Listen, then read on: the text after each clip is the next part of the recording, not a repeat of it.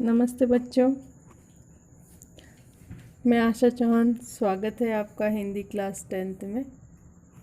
बच्चों, अपन ने पढ़ा नागार्जुन का यह दंतुरित मुस्कान और फसल। आज हम इनके प्रश्नोत्तर को देखते हैं। प्रश्न संख्या फर्स्ट।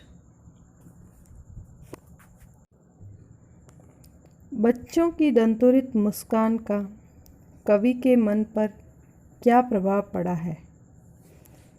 उत्तर है, बच्चों की दंतुरित मुस्कान का कवि के मन पर अत्यधिक गहरा प्रभाव पड़ा है। कवि को बच्चे की मुस्कान बहुत ही मनमोहक लगती है, जो मृतक शरीर में भी प्राण डाल देती है। अब प्रश्न संख्या 2। बच्चे की मुस्कान और एक बड़े व्यक्ति की मुस्कान में क्या अंतर है? तो बच्चे तथा बड़े व्यक्ति की मुस्कान में निम्नलिखित अंतर हैं। पहला है, बच्चे मुस्कुराते समय किसी खास मौके की प्रतीक्षा नहीं करते, जबकि बड़ों के मुस्कुराने की खास वजह होती है। बच्चों का मुस्कुराना सभी को प्रभावित करता है, परंतु बड़ों का मुस्कुराना लोगों को प्रभावित नहीं करता है। बच्चों की हंसी में निश्चलता होती है, लेकिन बड़ों की मुस्कुराहट कृत्रिम भी होती है। प्रश्न संख्या 3। कवि ने बच्चों की मुस्कान के सौंदर्य को किन किन बिंबों के माध्यम से व्यक्त किया है? उत्तर, कवि नागार्जुन ने बच्चे की मुस्कान के सौंदर्य को जिन बिंबों के माध्यम से व्यक्त किया है वे निम्नलिखित हैं। पहला है, मृतक में भी जान डाल देना। दूसरा, कमल का तालाब छोड़कर झोंपड़ी में खिलना। तीसरा, बांस या बबूल से शेफालिका के फूलों का झड़ना। चौथा, स्पर्श पाकर पाषाण का पिघलना। और चौथा है, तिरछी नज़रों से देखकर मुस्काना। प्रश्न 4, भाव स्पष्ट कीजिए। क है, तालाब छोड़कर तालाब मेरी झोंपड़ी में खिल रहे जलजात। उत्तर, प्रस्तुत काव्यांश का भाव है कि कोमल शरीर वाले बच्चे खेलते हुए बहुत आकर्षक लगते हैं। उन्हें देखकर ऐसा लगता है मानो जैसे कोई कमल का फूल तालाब में न खिलकर वहीं पर खिल गया हो। ख, छू गया तुमसे कि झड़ने लग पड़े शेफालिका के फूल, बांस था कि बबूल।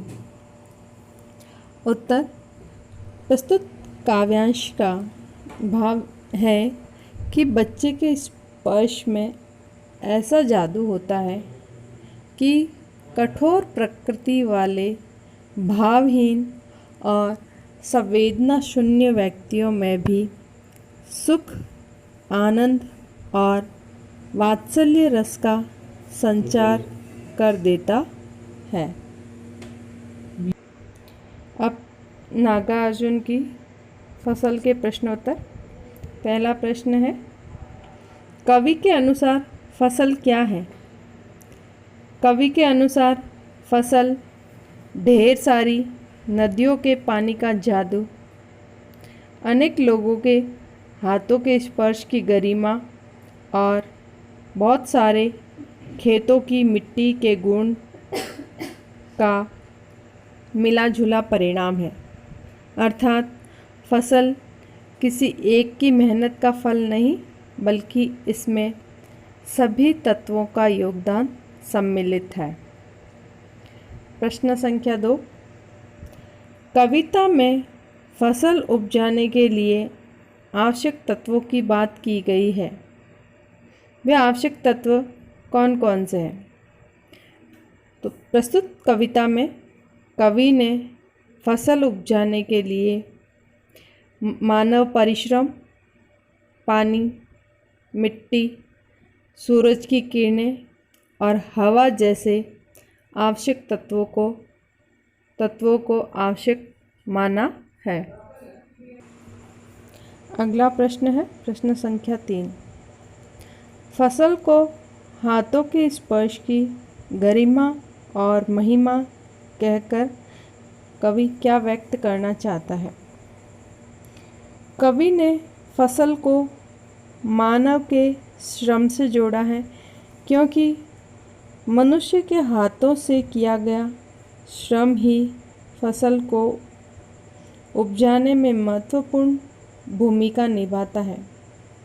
मनुष्य यदि श्रम न करे तो फसल उग ही नहीं सकती। उनके हाथों के स्पर्श की बहुत गरिमा है, ऐसा कहकर कवि मनुष्यों, विशेषकर किसानों और मजदूरों के प्रति अपना लगाव और आभार व्यक्त करता है। अगला प्रश्न है भाव स्पष्ट कीजिए। रूपांतर है सूरज की किरणों का, सिमटा हुआ संकोच है हवा की थिरकन का। प्रस्तुत पंक्तियों का तात्पर्य यह है कि फसल के लिए सूरज की किरणें और हवा दोनों का प्रमुख योगदान है।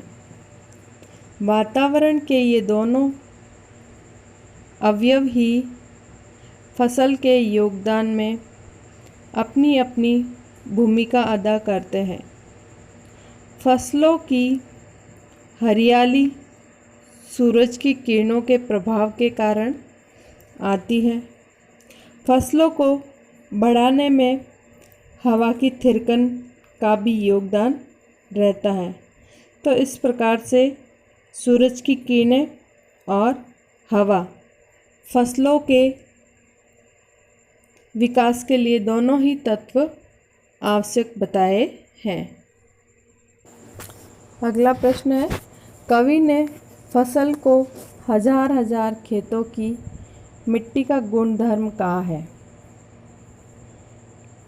क है मिट्टी के गुणधर्म को आप किस तरह से परिभाषित करेंगे? तो किसी भी फसल की उपज मिट्टी के उपजाऊ होने पर निर्भर करती है। मिट्टी की उर्वरा शक्ति जितनी अधिक होगी, फसल का उत्पादन उतना ही अधिक होगा। दूसरा ख, वर्तमान जीवन शैली मिट्टी के गुणधर्म को किस तरह से प्रभावित करती है? वर्तमान जीवन शैली प्रदूषण उत्पन्न करती है। प्रदूषण मिट्टी के गुणधर्म को प्रभावित करता है। नए नए खाद्यों के उपयोग से, प्लास्टिक के ज़मीन में रहने से, प्रदूषण से मिट्टी की उर्वरा शक्ति धीरे धीरे नष्ट होती जा रही है और मिट्टी का मूल स्वभाव बदलकर विकृत हो जाता है। इसका बुरा प्रभाव फसल की उपज पर पड़ रहा है। तीसरा ग, मिट्टी द्वारा अपना गुणधर्म छोड़ने की स्थिति में क्या किसी भी प्रकार की जीवन की कल्पना की जा सकती है? तो उत्तर है, अगर मिट्टी ने अपना गुणधर्म छोड़ दिया तो धरती से हरियाली का, पेड़ पौधों का और फसल आदि का नामो निशान मिट जाएगा। इसके अभाव में तो धरती पर जीवन की कल्पना भी नहीं की जा सकती। आगे प्रश्न है घ, मिट्टी के गुणधर्म को पोषित करने में हम महत्वपूर्ण भूमिका निभा सकते हैं। हम मिट्टी को प्रदूषण से बचाकर, वृक्षारोपण कर, मिट्टी के कटाव को रोकने की व्यवस्था कर, फसल चक्र चलाकर, कम से कम मात्रा में उर्वरकों का प्रयोग करके हम मिट्टी के गुणधर्म को पोषित कर सकते हैं। आज के लिए इतना ही, मिलते हैं आगे। ओके।